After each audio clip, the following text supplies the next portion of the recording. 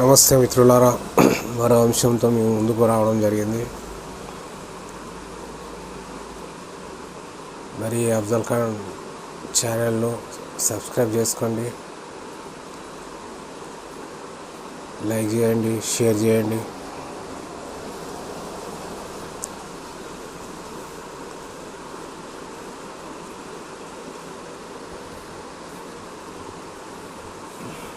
మనం సాంకేతిక పరంగా ఎంత అభివృద్ధి చెందిన మిత్రులారా,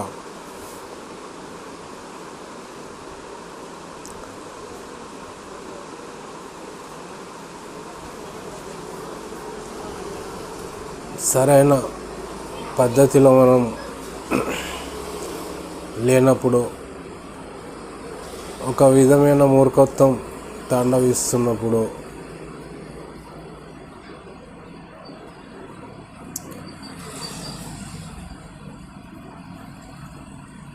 ఆ సాంకేతిక పరిజ్ఞానానికి పరిపూర్ణమైన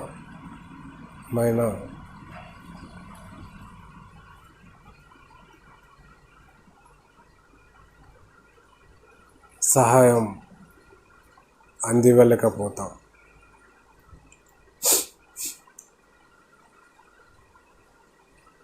దాని ద్వారానే కదా మన జీవితాల్లో వెలుగు నింపాలని మన ప్రయత్నం.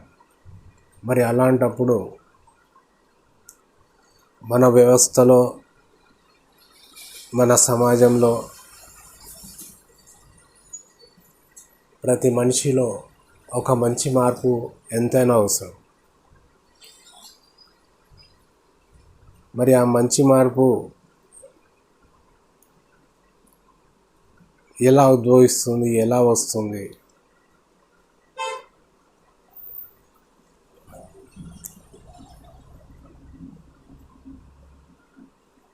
మనం చూస్తుంటాం,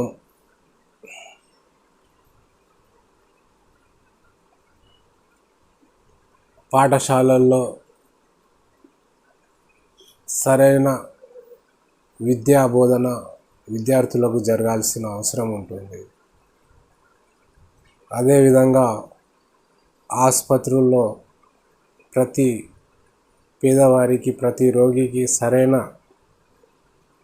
సహాయం అంది మరి స్వస్థత చేకూర్చే విధంగా బాధ్యతలను తీసుకోవాల్సిన అవసరం ఉంటుంది. అదేవిధంగా అన్ని ప్రభుత్వ కార్యాలయాల్లో మరి ప్రజల కోసం పనిచేసి వారికి సహాయం అందించి మరి వారి జీవితాల్లో వెలుగులు నింపాల్సిన అవసరం ఆ అధికారుల మీద ఉంటుంది. మరి అలా జరగనప్పుడు ఈ వ్యవస్థలో సాంకేతిక పరంగా మనం ఎంత ముందుకు వెళ్ళినా మరి వృధానే కదా. అందుకే మరి యువ తేజస్సుతో ముందుకు రావాల్సిన అవసరం ఉంది. మరి ప్రజలకు ప్రతి అంశంలో న్యాయం జరిగే విధంగా మరి అడుగులు వేయాల్సిన అవసరం ఎంతైనా ఉంది.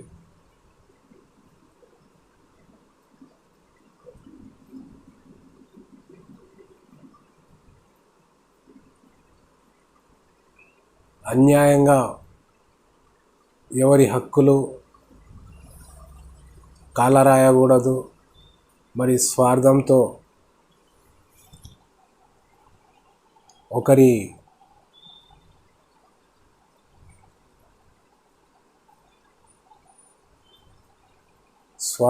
మరి ఒకరి హక్కులను మనం చెరపరాదు. మరి న్యాయబద్ధంగా ఉండి వర్గ విభేదాలు లేకుండా, మరి కులమత భేదాలు లేకుండా ప్రతి ఒక్కరికి సమానంగా న్యాయం జరిగి మరి వారి జీవితాల్లో వెలుగులు నింపాల్సిన అవసరం నేడు ఎంతైనా ఉందని భావిస్తున్నాను. మరి అలా జరిగినప్పుడే ఒక సమాజ నిర్మాణం సాధ్యమవుతుంది. మరి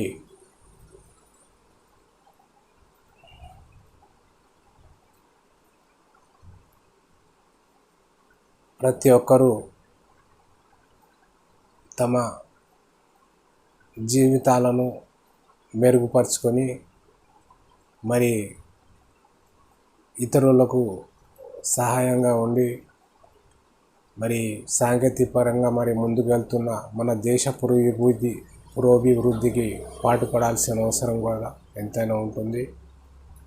మరి రైతులకు కానీ మరి ఇతర పేద కుటుంబాల్లో ఉన్న మధ్యతరగతి జీవిత గడిపే వారికి కానీ మరి ప్రభుత్వ కార్యాలయాల ద్వారా ఎలాంటి ఇబ్బందులు జరగకూడదు. మరి న్యాయం జరగడం లేదని నేడు మనం చూస్తూనే ఉంటాము. ప్రభుత్వ కార్యాలయాలు చుట్టూ తిరిగి విసిగిపోయి మరి పిల్ల పాపలతో ఆత్మహత్యలకు పాల్పడుతున్న సంఘటనలు కోకొల్లలో. మరి అలా ఎందుకు జరుగుతుంది?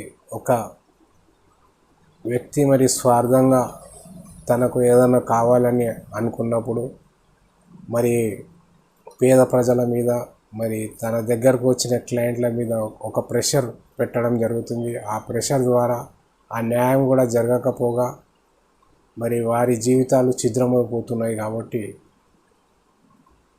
అలా జరగకుండా మరి సమాజంలో యువ తేజస్సుతో ముందుకు వచ్చి మరి అణగారిన ప్రజలను చైతన్యపరిచి మరి వారి హక్కులను